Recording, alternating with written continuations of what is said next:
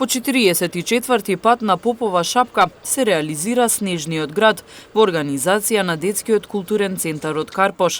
Секоја година на оваа креативна манифестација, учениците од основните училишта од Скопје и околината имаат можност да создадат интересни скулптури од снег.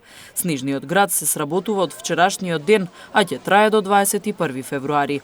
Секоја екипа која што е формирана од минимум 15 ученици со својот ментор, предходно се подготвуваат за градење на својот објект, бидејќи им даваме слобода во креативноста и не ги ограничуваме со дадени теми, иако во минатото имавме теми зададени, но тука се гуши самата креативност на градителите, така што сега оваа година, еве денеска конкретно, се изгради едно огниште кое што навистина огниште од снег е добра символика, да кажам. Потоа други градители изградија фигури од бајката Снежана и седумте џуџиња, значи сега се во изградба на џуџињата, Снежана е веќе готова, така да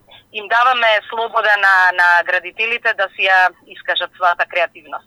Следната година славиме 45 годишен јубилеј од постоење на оваа манифестација и ценам дека ќе интересот за градењето на снежните објекти ќе биде многу поголем.